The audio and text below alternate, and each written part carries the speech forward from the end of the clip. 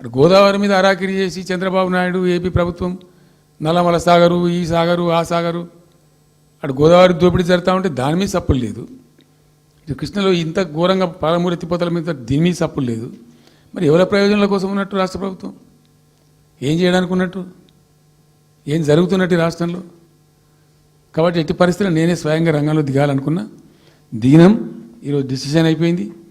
2-3 రోజులలో 2-3-4 రోజులలో రాబోయే 3-4 డేస్లో ఆయా జిల్లాల నాయకులతో సమావేశమై ఖచ్చితంగా చాలా పెద్ద ఎత్తున అక్కడ గ్రామానికి డప్పు కొడతాం, మొత్తం సభలు పెడతాం, కవులు గాయకులు కళాకారులు అందరినీ తట్టి లేపుతాం. ఈ పత్రికా విలేకరులను కూడా రిక్వెస్ట్ చేస్తాం. అక్కడ జరిగే అన్యాయాన్ని, ప్రజలకు జరిగేటువంటి అన్యాయాన్ని, ఈ జలదోపిడిని అరికట్టాలని ఈ కేంద్ర ప్రభుత్వం అవలంబిస్తున్న విధానాన్ని కూడా తప్పకుండా చేస్తాం. ఇన్ని రోజులు ఒక రకంగా పోయినాం, కానీ తప్పేటట్లేదు. ఇప్పుడు ఎవరితోనైనా సరే కొట్లాడతాం, తెలంగాణ కోసం భయపడం, యాందాకాని పోతాం, ఈ కొండ మీద గోప అయినా సరే కొట్లాడతాం, తప్ప ఇడిచిపెట్టాం. ఇక్కడ ఏమి ముఖాలు చూసేది కానీ ఇంకోటి కానీ నైసిటీస్ ఏం లేవు. There is no nicety at all. Will fight, డెఫినెట్గా ఫైట్ చేస్తాం.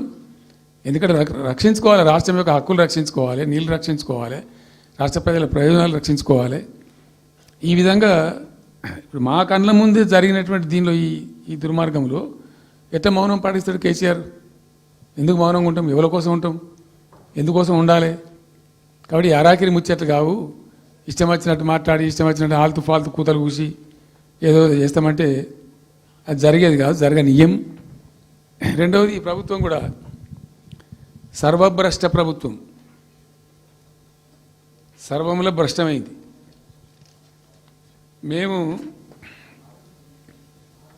చెప్తా, బీజేపీ కథ కూడా చెప్తా. ఎందుకు చెప్పా? డెఫినెట్గా చెప్తాము.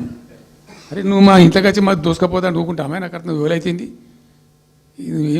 ఏమైనా ఉండొచ్చు కాక ఏమైనా ఉండకపోవచ్చు కాక నీ చేయబెట్టి పైసలు కూర్చుకుంటా అంటే ఊకుంటామా? సాధారణ కడకైతే కొట్లాడతాం కదా. యాక్చువల్లీ ఒక పద్ధతిలో ఈ రాష్ట్రం ఒక క్రమ పద్ధతిలో మంచిగా ముందుకు పోతూ ఉంటుంది. సంక్షేమం విషయంలో కానీ, అభివృద్ధి విషయంలో కానీ, పారిశ్రామికీకరణలో కానీ, ఐటీ రంగంలో కానీ, క్రైమ్ తగ్గించడంలో కానీ, లా అండ్ ఆర్డర్ మెయింటైన్ చేయడంలో కానీ ఒక మంచి పద్ధతిలో పోతూ ఉండే. ఇవాళ ఏందండి, జంట నగరాలలో పట్టబగలు నడి రోడ్డు మీద హత్యలు జరుగుతున్నాయి, అడిగే దిక్కు లేదు. మానభంగాలు జరుగుతున్నాయి, రేపులు జరుగుతున్నాయి. ఎన్సీఆర్బీ రిపోర్ట్ ప్రకారంగా 20% క్రైమ్ రేట్ పెరిగింది తెలంగాణలో. పీస్ఫుల్ స్టేట్ ఉండే, ఫ్రెండ్లీ పోలీసింగ్ ఉండే, అవన్నీ ముఖ్యమైపోతున్నాయి ఇవాళ తెలంగాణలో. చూస్తున్నాం మేము, మనం పాటించడానికి చూసుకుంటూ గమనించుకుంటూ రికార్డు చేసుకుంటూ అని చర్చ చేస్తున్నాం. ఎప్పటికప్పుడు పెరిగిపోయినాయి. వాగ్దానాలు ఏంటంటే వీళ్ళు చేసినాయి. మంచిగా ఉన్న ప్రజలను, మాకు ఓటేసే ఉద్దేశంలో ఉన్న ప్రజలను పచ్చి అబద్ధాలు టెంప్ట్ చేసి మోసం చేసి, ఈ రాష్ట్ర ప్రజానీకాన్ని మోసం చేసి, దొంగ మాటలు చెప్పి, మాయ మాటలు చెప్పి, అర్రాస్ పాటలు వాడినట్టు వాడినండి, వేలం పాట వాడినట్టు. కేసీఆర్ 10,000 ఇస్తాడు రైతు బంధుకు, మేము 15,000 ఇస్తాం.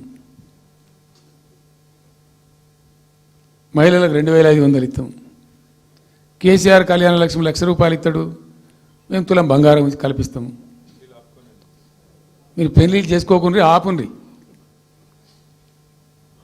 ఇదే ప్రభుత్వం మీరు చెప్పినటువంటి మాటలు, పెళ్లిళ్ళు చేసుకుంటూ ఆగిపోండి, మీరు నవంబర్లో చేసుకునే బదులు డిసెంబర్లో చేసుకుంటే తులం బంగారం కూడా వస్తుంది. ఉపన్యాసాలలో చెప్పినండి, మా ఉన్నాయి ఆ క్యాసెట్లని.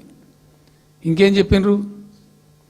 పెన్షన్ తీసుకునే ముసలి ఎవరైతే ఉన్నారో నవంబర్లో తీసుకోకుండా డిసెంబర్లో 4,000 వస్తుంది. తెల్లారే ఇంకేం మాట్లాడిండ్రు? ఏంటిది అది? 2 లక్షల రుణమాఫీ అని నరికిండ్రు. ఉరుకుండ్రి బ్యాంకుల పంట పోయి జల్దీ తెచ్చుకోండి. ఇది ఒక్కటి కాదు, అట్లా అర్రాస్ పడవాడిని